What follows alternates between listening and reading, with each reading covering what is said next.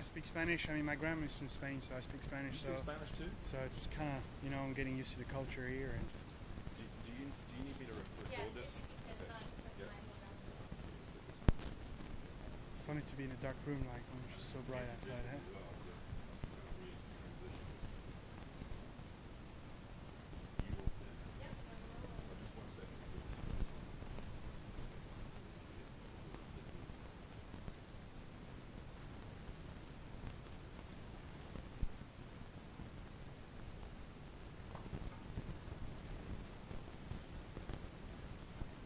All right, we'd like to welcome Thomas Detry here to the Corrales Puntacana Championship 2023. Thomas, it's an event you've played.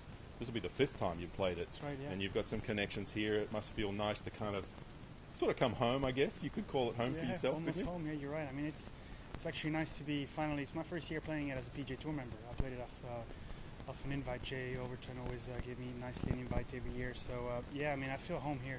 It's we have a lot of there's a big Belgian connection here.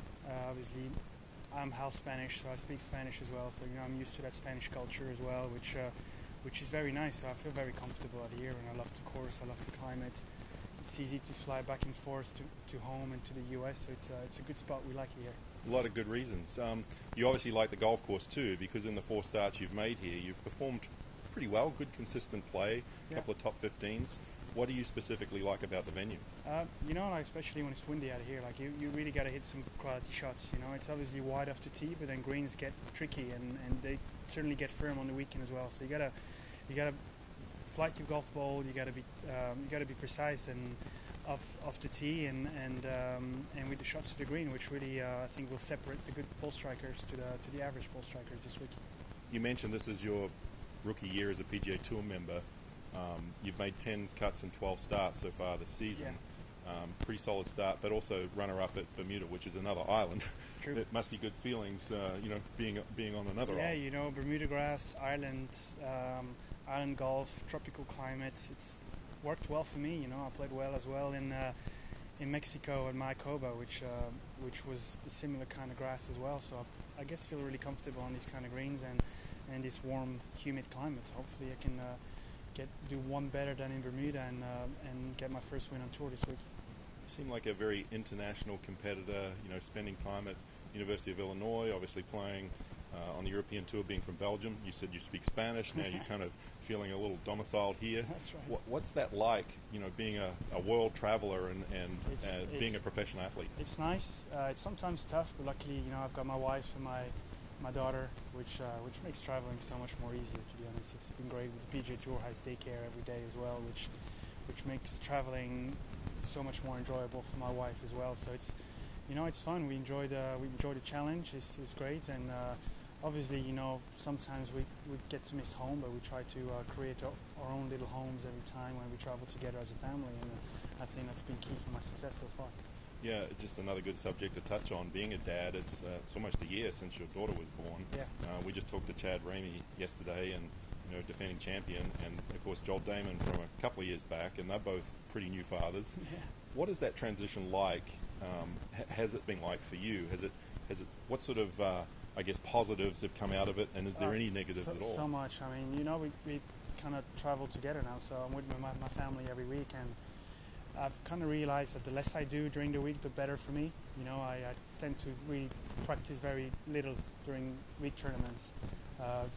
Mostly just play 9 holes on Tuesday, 9 holes on Wednesday, and then get ready for the tournament instead of spending hours on the range and kind of grinding. Now I just play 9 holes, go back home, spend time with my family, and I'm ready to go on Thursday. So and it's been working really well. So I've definitely enjoyed spending more time with my family on tournaments than actually grinding on the range and on the practice area, and yeah, it's been my formula. You might be one of the few PGA Tour players that lists kite surfing as a pastime in their bio. Yeah. Is that something you learned here, or is it something that you do? Yeah, you're right. I've always windsurfed a lot with my dad. Actually, he was a big windsurfer, and I picked up kite surfing actually here a couple of years ago, and I used to travel with my equipment, but now, unfortunately, now with the child, it's too much other stuff. You have to baby crib, baby car seat, everything. So no more space for my kite surfing equipment. But yeah, I've really enjoyed it. It's actually on a day like today, it's perfect conditions. But I'm gonna preserve my energy and bit of kite surfing on Sunday night or on Monday morning before I go to San Antonio. We'll see. How would you rate yourself as a kite surfer? What sort of handicap would you give yourself? Probably just a 9, just a scratch. You know, just under 10. Yeah.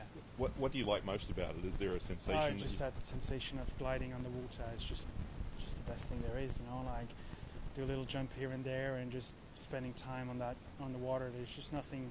You just really think of nothing else but just the kite surf and gliding on the water, which is just an amazing feeling. Really. Getting back to business, it's a Ryder Cup year, and I'm sure that's on your mind. What sort of plans do you have for that, and have you been in communication with Captain Yeah, with Luke? Luke, quite a lot actually. And you know, coming up, we've got the Zurich Classic coming up, and I think I might be pairing myself in another European player. I'm quite in between 2 players now, but we'll see what works for their schedule as well. But hopefully we can make something work.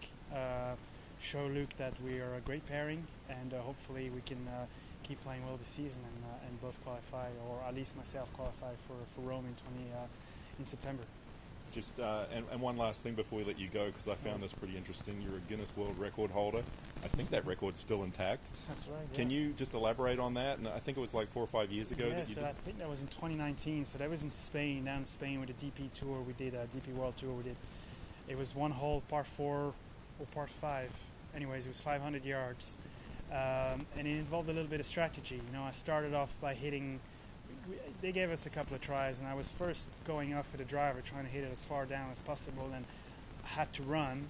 But obviously when you sprint for 300 yards or 320 yards, you get to your ball and you're shaking. I mean, it's game over. You can't really hit. So I switched my strategy. I actually hit 3-iron off the tee, which only allowed me to sprint for 230 yards, and then from there hit another shot on the green and made 2-putt. I think I broke the record. I can't remember my timing, to be honest, but it was tough. It's tougher than what people actually think. Like sprinting for even 200 yards and then trying to hit a golf shot after that is not easy. So it was a fun little challenge, and I'm still holding the record. So hopefully nobody can beat it.